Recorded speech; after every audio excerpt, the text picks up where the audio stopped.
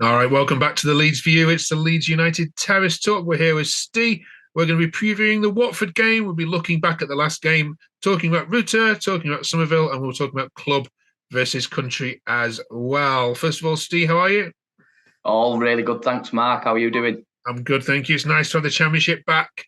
International weekends and nothing, are they? But yeah, Leeds United back in action this week, and it's off to Vicarage Road. Happy memories of a trip to Watford? No, do you know what? Over the past, we've had some tough times down in London. It was a nice earlier reverse fixture back in September at Elland Road. And we've had some nice wins down there, but yeah, not always the most successful time in London. But hoping for a much different outcome on Friday. Yeah, 10 shots on target the last time you played Watford at Elland Road, the most you've had in any game Yeah, this season against Birmingham. So it should be, yeah, it should be a good one. Let's have a chat then about where Leeds are at.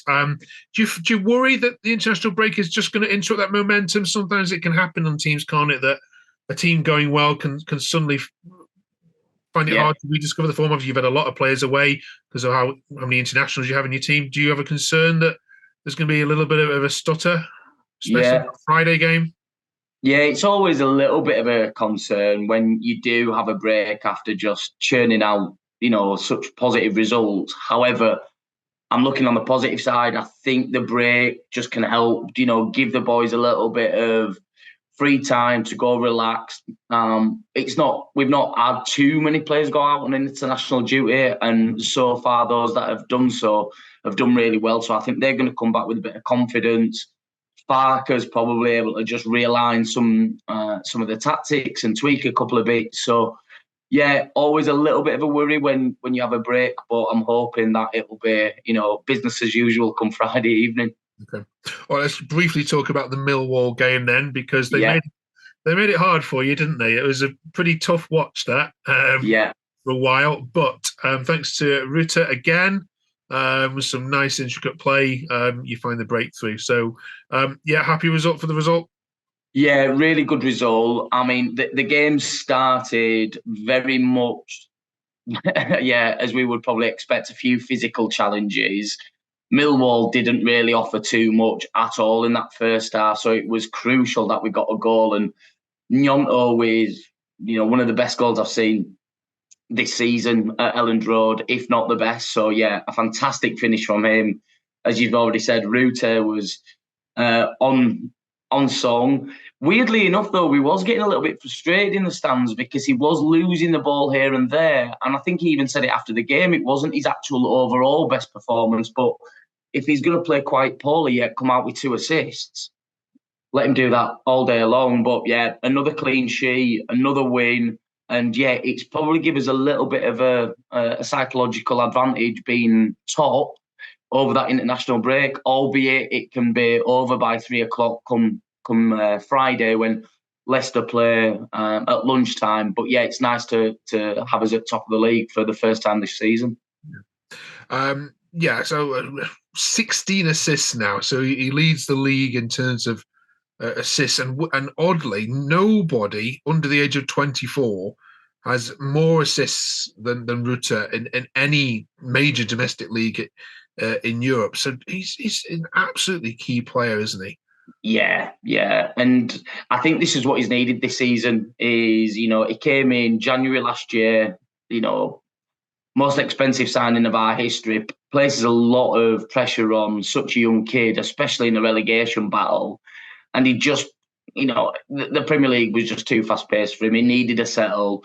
He's done that, and quite early on this season, grabbed a bit of confidence. Specifically, the Watford game, he ran them riot in that 3-0. If you remember the third goal, it was like FIFA where he's pressing all the buttons and just doing tricks and flicks and played it through to Jadon Anthony. So yeah, he's come on leaps and bounds this season, especially his confidence. And yeah, as you've already just said, to be the leading assists in the Championship ahead of a couple of players, especially at Leicester like Dewsbury Hall.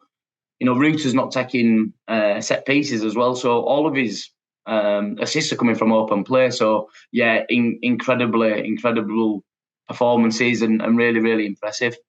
Okay. Let's talk about Summerville then as well. You thought this was probably was going to come up this week. So he's not scored in his last 6 games. He's had 18 shots and only 4 on target. Is it a concern or is it just a little blip? Yeah, I know that you like asking me about this, and I keep defending him, don't I?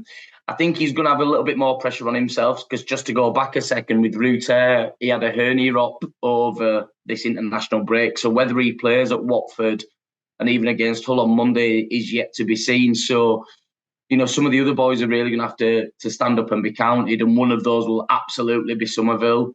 It is strange that he's not scoring. Thankfully, others are like Dan James and Yonto are scoring, but definitely need him to get back on the score sheet and get that confidence up because you don't want that blip to become a permanent thing, and especially, what is it, 8 games to go for the end of the season. We need everyone firing on all cylinders. So, yeah, fingers crossed Summerville's going to do it on Friday. All right, then. Watford then have now got Tom Cleverley, ex-Man United player, of course, in the dugout. That's going to be warmly welcomed, I'm sure, by the Leeds travelling away support. Daniel Farke's only beaten Watford once in 6 attempts. So, any worries at all, or do you see this as a very much of a scrape by, not going to be a classic, take the points and just get back to Ellen Road against Hull on Monday? Yeah, like we said at the start, the worry is maybe the break. As a team, I'm not really concerned by Watford and what they've got to offer, but I don't want to be too disrespectful and undermine them too much. They've still got some players like that. Emmanuel Dennis scored, didn't he, against Birmingham in the last game? But I think one of the things that I saw from the stats in that game was they only had 48% possession against a poor Birmingham side, and they're going to have us turning up there. And if they're going to allow us to control the ball at Vicarage Road, it's going to be a long old night for them. However, it is an evening game. So if the fans are excited and, they get a bit of impetus in the first 15, 20 minutes, it could be a really, really, really tight affair. But yeah, the way we are running at the moment, you would expect us to turn up and get a result. I will say this though, I don't expect it to be a walkover. I don't think we do, just turn teams over like Ipswich beat Sheff Wednesday, didn't they, 6-0?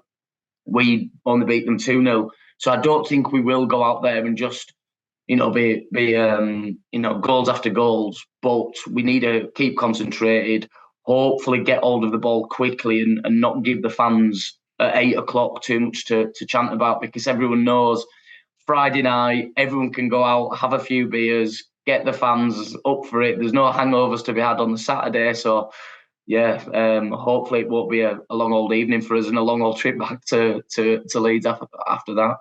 Okay. Blackburn fans aren't very happy with Leeds at the moment because the adult ticket prices for that game, I believe, are £47 Leeds are charging Blackburn, which Rovers are now subsidising, so it will be 35. In this day and age, in the Championship level, do you think, as a Leeds fan, £47 for an adult ticket is too much? Absolutely, yeah. There's 2 sides to this. Firstly, that question, yeah, no one should be having to pay that. Cost of living crisis, trying to increase attendances, creates a better atmosphere in the stadium. So there should be some form of cap on them. I do think clubs are within the right to have different category games, so A, B, C, whatever that may be, to differentiate the prices. But the second part of it is there was an agreement between all clubs at the start of the season, which we, before we spoke to Blackburn, we had an agreement which was if they was going to charge what they wanted and they didn't want to, match us on that prices, we was then able to charge our own prices. They didn't agree for a price match, and therefore, that's why the fans are unhappy. But, at the same time, our fans had to pay a little bit more when we had to go there. So I can understand why they're frustrated, but also give us the same sort of treatment. But the overriding argument to this is no one should have to be paying £47 for with all due respect to all of us in the Championship, it's an absolute joke. No, when you've been to City away recently with Everton, you don't play 47 quid at City. So why exactly. Exactly. To Leeds. All right. Let's talk about club and country to finish off with then. So England back in action this weekend. Talk to us about where you sit on the old club versus country divide. Would you sooner see Leeds promoted this year or England win the Euros? It's a weird one because I'm in the luxurious position of having experienced the Premier League on a few occasions and grown up through some massive highlights. So if you said to me, there's a guarantee that you can, you've got a really strong chance of going up next season and England win the Euros, I might take that for the gamble. Everyone knows how good a summer is when England do well. It's some good old celebrating for the whole of the UK. But I follow Leeds week in, week out. It takes up all of my brain capacity. So I'm gonna have to unfortunately edge Leeds club over country. It doesn't mean for one moment I don't wish England all the best and don't watch the games and hope for the best. But yeah, selfishly, I'm going to go club. No, I thought you might do. I thought most Leeds fans would. If you're a Leeds fan and would like to put your comments below about whether you think charging Blackburn 47 quid is respectable, or your comments on club or versus country, you're very welcome to do so. And of course, if you're a Leeds fan and want to come on this channel and talk us through with Steve the remaining 7 games of the season, then we're here every single week as we preview Leeds' ascent back to the Premier League. And I'm sure you'll have heard the news about Leicester this week being charged. Any views on that as a Leeds fan? Difficult one, yeah. It's a awful catch 2022 situation for them, isn't it? Because they don't go up, they're going to have a transfer embargo, undoubtedly lose some of the star players. They go up, and it looks like they're going to potentially have a transfer ban and a points deduction. So certainly don't envy the position they're in. I mean, I remember when we got relegated down to League One and had minus 15 points, and there were some dark old days. So when teams have to go through that, yeah, I can only offer my sympathy. But that isn't our concentration right now, Mark. Let's march on together and let's get Leeds back in the Premier League. All right, nice one. Prediction then for Watford Leeds? Yeah, tight game as usual. I went with 2-0 against Millwall, and I think I'm going to do the same for Friday night. So I'd like it to be more, obviously, but I take a 2-0 win and then get back up to Yorkshire for a big game on Monday against Hull. All right, good luck against Watford, good luck against Hull. We'll speak to you again next week as we look to the final 6 games. Cheers, Mark. Of the league campaign. Thanks, Steve. And thank you all Leeds fans for watching. Put a comment below. And don't forget to like the video. Thank you.